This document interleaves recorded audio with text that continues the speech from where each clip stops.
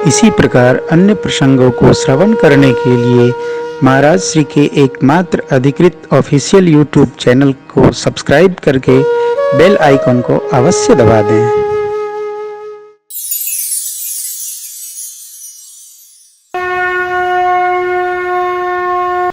एक प्रसंग आपको सुनाता हूं। भगवान ने बाली को मारा। क्यों मारा? भगवान ने बाली को मारा। क्यों मारा ये समझिएगा कभी फिर। उदाहरण में दे देता हूं। बाली इंद्र पुत्र है, सुग्रीव सूर्य पुत्र है। ये दोनों आए थे रामलीला में सहयोगार्थ। परंतु आदमी को जब राज सत्ता मिल जाती है, धन मिल जाता है, बल मिल जाता है, तो उसका दिमाग बावला हो जाता है, बौरा जाता है, पागलपन सवार हो जाता है। फिर वो सब बाबा ने कहा, नहीं को वस जन्मा जग माही, प्रभुता पाई जाई मदलाई।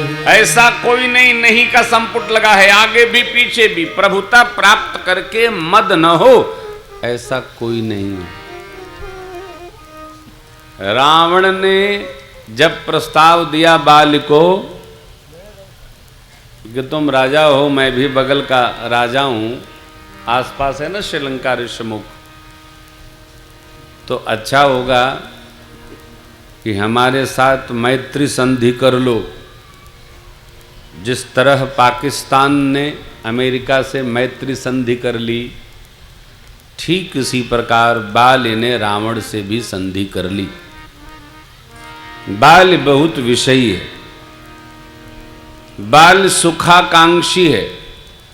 आए थे हरि भजन को, अवोटन लगे कपास। आए थे राम जी की प्रतीक्षा करने और मैत्री कर लिया रावण से। रावण तो विषय की प्रतिमूर्ति है। तो बाल यदा कदा रावण के यहां जाकर के खूब सुख प्राप्त करता था। अरे सुख कितना, धरती का जितना ऐश्वर्य सब रावण इकट्ठा कर रखा है। परमात्मा को मंत्रियों ने यह बात बताई, सुग्रीव जी ने भी बताई। परिणाम भगवान ने उसको जैसे करना था वैसे कर दिया। हम जिस काम के लिए आए हैं, हमको वही काम करना चाहिए। हम आए किसी काम से, करने लगे कोई काम, तो हम दूसरे के अधिकार को अतिक्रमित करेंगे। जिसको जो कार्य मिला है उसको वही कार्य करना चाहिए और उसमें निष्ठा होनी चाहिए। बस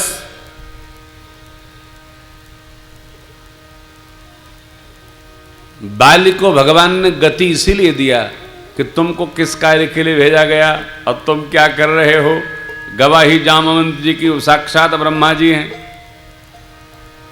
ये नीति है। राजनीति राखत प्रभुताता। भगवान ने नीति का रक्षण किया है। हम आप जहां हैं, भगवान के इस स्वभाव को समझकर कि भगवान भक्तों का भला ही करते हैं, भगवान कभी बुरा करते ही नहीं, इसलिए हम भगवान का स्मरण करते रहें कि भगवान हमारा आपका सबका भला करेंगे। कभी भगवान ने किसी का बुरा नहीं किया। महाभारत जी का एक प्रसंग आता है।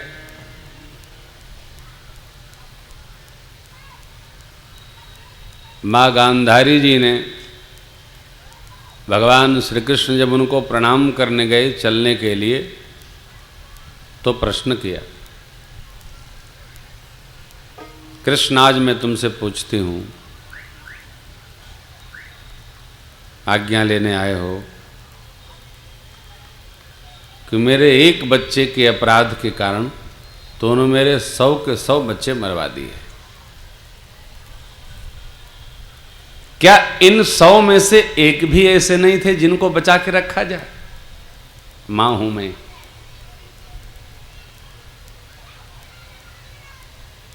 भगवान श्री कृष्ण तो जानते ही थे आगे क्या होने वाला है, भगवान मौन रहे। बोले 5 बिल्कुल बाक साफ, शुद्ध बुद्ध, तो 100 के 100 अपराधी, ऐसा कैसे हो सकता है? मैं शाप देती हूं तुमको, यदुवंश तुम्हारे सामने ही देखते देखते विनाश को प्राप्त हो जाए। भगवान को जब बधिक ने बाण मारा, भगवान लेटे हैं और समस्त यदुवंशी दुर्वासा जी के शाप से उत्पन्न उस सील को, उस बाण रूपी जल झाड़ को पाकर उसी से बाण बना बना करके आपस में समाप्त हो गए।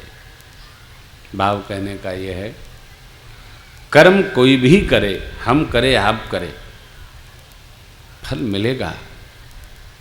लेकिन ये सदैव ध्यान में रखना चाहिए, भगवान अपने भक्त का कभी बुरा नहीं करते, भगवान अपने भक्त से कोई छिपाव नहीं करते। श्री हनुमान जी ने उत्तरकांड में भगवान से प्रणाम पूर्वक एक प्रश्न किया, प्रभु आज्ञा हो तो मैं एक निवेदन करूं, कहिए कपिश्रेष्ठ। तो श्री हनुमान जी ने कहा, प्रभु भैया भरत जी आपसे कुछ प्रश्न करना चाहते हैं। तो भगवान ने कहा, भैया भरत प्रश्न करना चाहते हैं तो भरत जी में मेरे में कोई अंतर तो है नहीं। भगवान ने कहा, मैं और भरत दोनों तो एक ही, तो भरत जी को संकोच किस बात का? भरत जी भगवान के सिर चरण में गिर पड़े और बोले, प्रभु कोई प्रश्न नहीं है, मैं कुछ जानना चाहता हूं। देखो, अपने से श्रेष्ठ, अपने को अपने तुल्य, अपने बराबर माने तो बराबर नहीं बैठना चाहिए, चरणों में बैठना चाहिए, ये सौभाग्य है। हमसे श्रेष्ठ हमको अपने जैसा बतावे तो भी हमको अपने स्थान पर रहना चाहिए। ये उनकी महानता है कि वो हमको अपने जैसा बताते हैं, लेकिन हमारा कैसा कार्य है, हमारा कैसा आचरण हो, ये हमको ध्यान रखना चाहिए।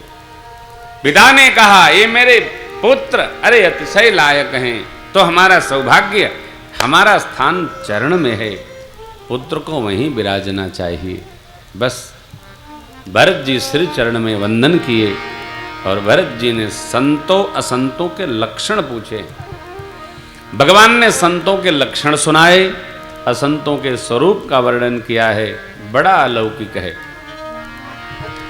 इसी प्रकार का प्रसंग नारद जी के साथ भगवान करते। नारद जी भगवान से कुछ प्रश्न करना चाहते हैं तो भगवान ने नारद जी से भी कहा,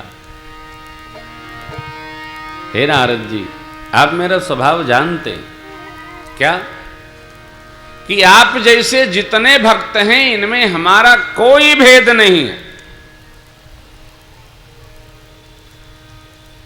आप जैसे जितने भक्त हैं, जैसे तो जो मेरे आश्रय में रहते हैं। हम आप जब तक अपने आश्रय में कार्य करते हैं तब तक बंदा बिगड़ता रहता है। कार्य भगवान के आश्रय छोड़ दो, भगवान सब बिगड़ा काम बना देंगे, कोई काम बिगड़ा रहेगा नहीं।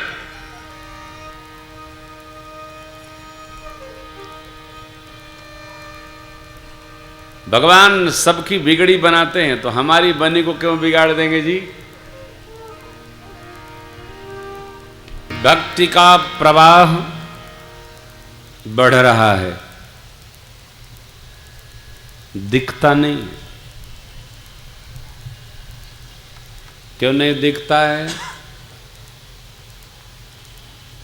दिखता इसलिए नहीं है कि जो दिखाने के माध्यम हैं वो दिखाते ही नहीं, तो दिखेगा कैसे? जो दिखाने वाले हैं वो भी कलुषित हो गए, जो देखने वाले हैं वो देखना चाहते हैं, देखते नहीं। हमने तो देखा है, लोग अखबार को वैसे लेते हैं, ऐसे लेते हैं, आज कुछ नहीं है, ऐसे डाल देते हैं। क्या चाहते हो इसमें? कोई मिठाई आवेगी क्या पुड़िया बना के? हैं क्या? हमारे लखनऊ की कथा में तो बड़ा अच्छा निकलता था, समय ऐसा आ गया है।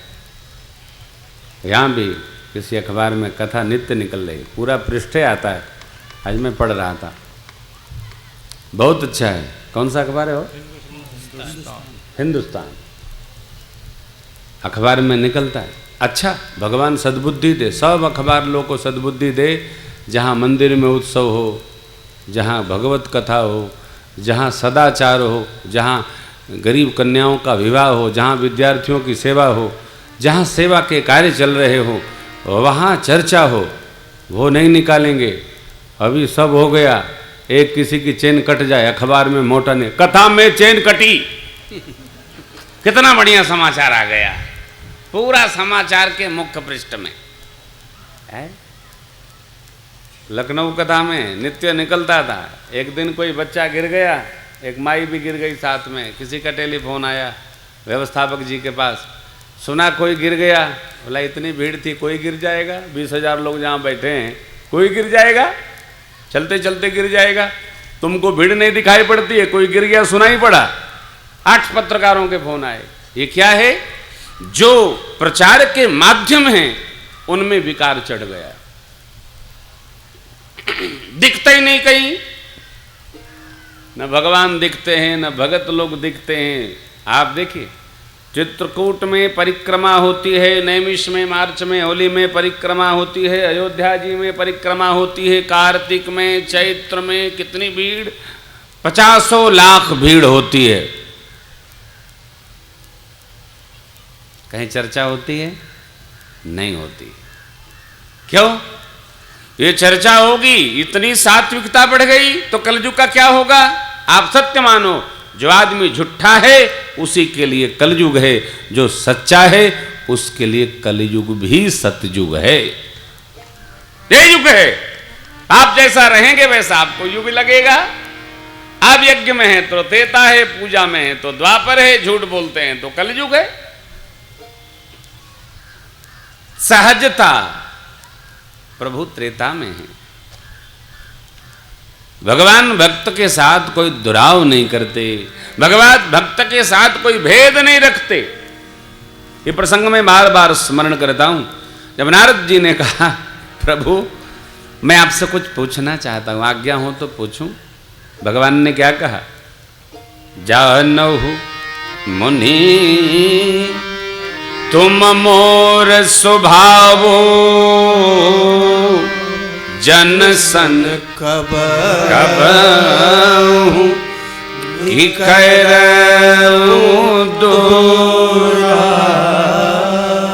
हे मुनिदेव, आप मेरा स्वभाव जानते हैं। अपने भक्तों के साथ, अपने प्रेमियों के साथ मैं कभी दुराव नहीं करता। दुराव अर्थात छिपाव। परिवारों में विघटन का ये पहला कारण है, छिपाव।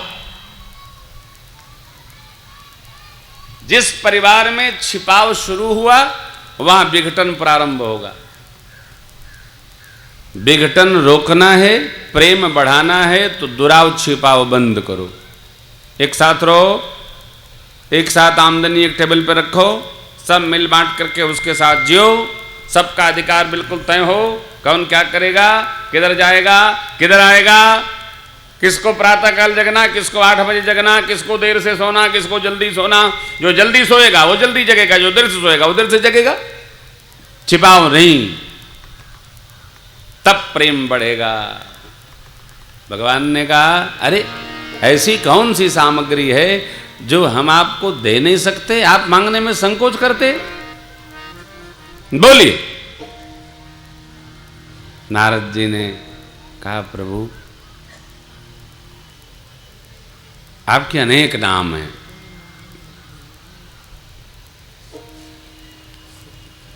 वेद भगवान अनेक प्रकार से गुणगान करते हैं, इससे श्रेष्ठ है, इससे श्रेष्ठ है। लेकिन ठाकुर जो शरीर आपने धारण किया है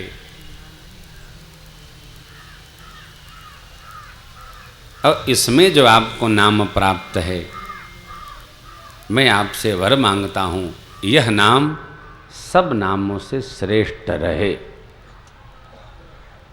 भगवान ने एवमस्तु कर दिया।